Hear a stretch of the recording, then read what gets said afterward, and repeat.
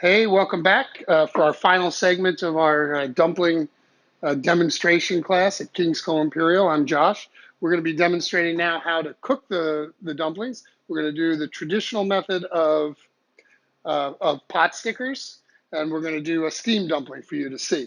Um, so we'll get right into it. These are the dumplings we made before. We're going to just you could substitute one dumpling for another if you want to do a vegetable dumpling pot sticker style or a pork dumpling pot sticker style, whatever, and the same goes with the steaming.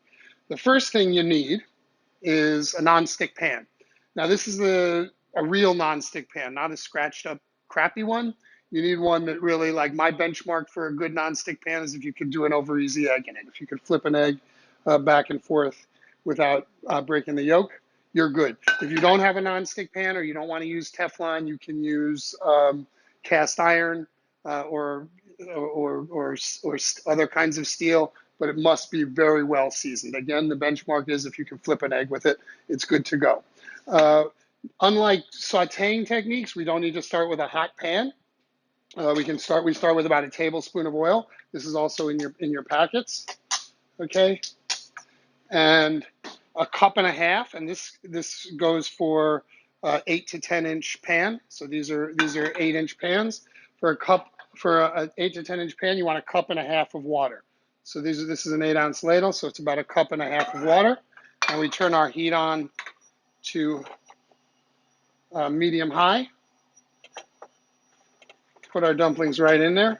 I know it's contrary to uh, other kinds of sauteing and cooking techniques, but this is the traditional way of doing pot stickers.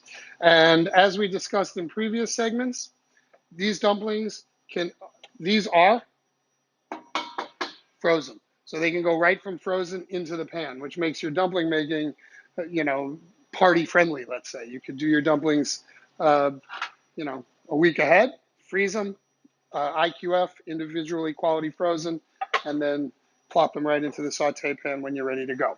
You want to put a cover on it. Once your water and your oil is in there, we're going to get two going here just so we have a frame of reference. And you can use warm water, you can use cold water. I have some water going over here in the wok that's a little bit warm. It'll heat it up a little bit faster, but it's fine. If you don't have frozen dumplings and you want to do fresh, same exact technique, no difference. So we got our oil, we got our water, and we put a top on it. Now at this point, you can walk away. You have about 5 to 7 minutes where you can go do something else, you know, cue up the television or chop some vegetables or whatever it is.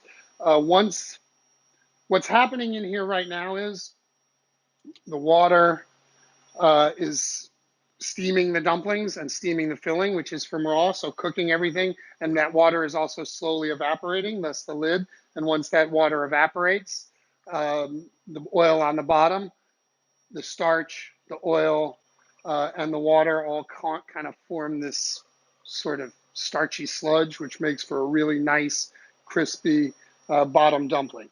Now, people ask me, are there other ways to do this? Yes, you can steam the dumplings first, and then they'll be fully cooked. You steam them for about 7 to 10 minutes, and then you can just pop them in a hot saute pan with some oil and get them crispy on the bottom.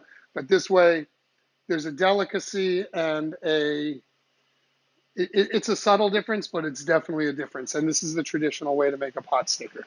All kinds of arguments about how pot stickers originated, with chef cooking for the emperor, and then he forgot that the pot stickers were the dumplings were boiling, and they burned and stuck to the bottom of the pot, and thus we have the pot sticker. I don't know about that. I do know that this is a great way to cook pot stickers. So 5 to 7 minutes, we let that go down, and when we come back, we will take the lid off and see what we got. Hi, we're back here at King's Cole Imperial after 5 minutes, or 5 to 7 minutes. This is the end portion after the dumplings have steamed. So like I said, you can walk away from this for about 5 to 7 minutes, do other things.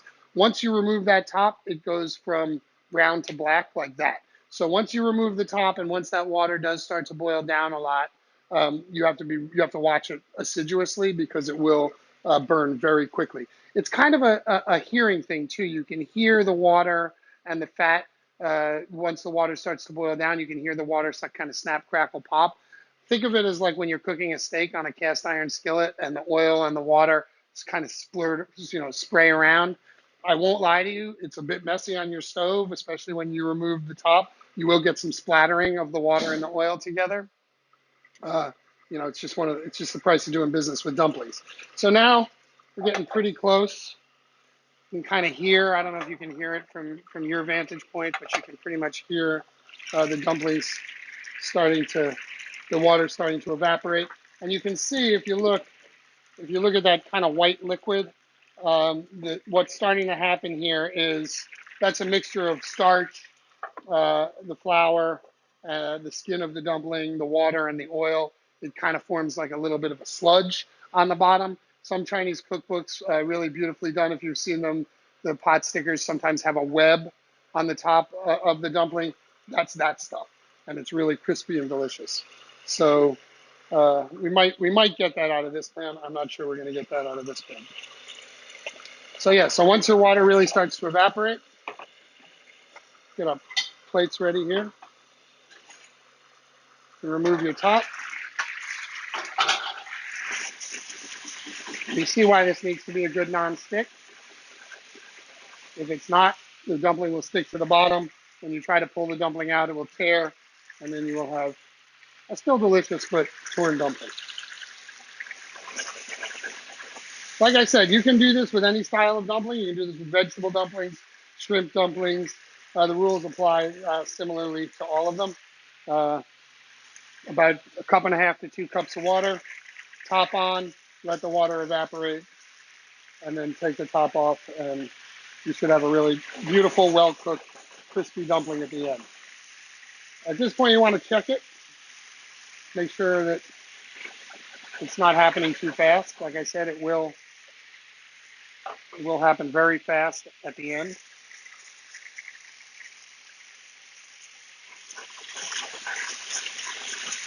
Now the water is really starting to evaporate. As my chef at culinary school used to say, you can't rush excellence, so just gotta wait. You can see it's starting to brown up a little bit. We want to get it really nice and crispy, so we're gonna just let it go a little bit longer.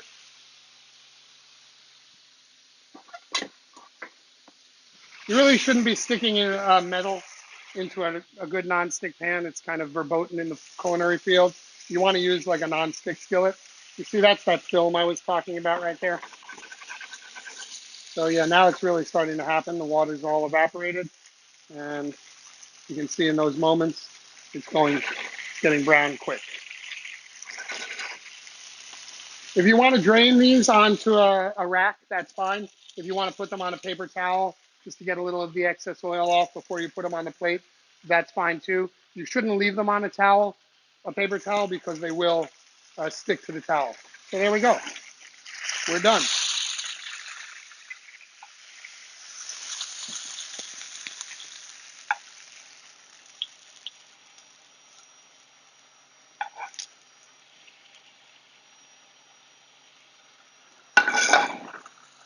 For your non-stick pans. Oh wait, I want to show you one more thing. This is kind of the web version. Web being web on the bottom of the dumpling, not internet web. I don't necessarily recommend this at home. If you do this at home, do it over the sink. That's all I can tell you. But this is a good way to turn out the dumplings, and sometimes you can get that nice starch web on the bottom. So you see, you don't really even have to worry about crowding the pan because they will break apart quite easily. So you can put them all. I got 1, 2, 3, 4. I got 10 in this pan, so you can get a fair bit in there. I can smell that this is done. So I'm just going to take the plunge. See, you did a little grease there. You want to be careful of. And there you go. Pork pot stickers.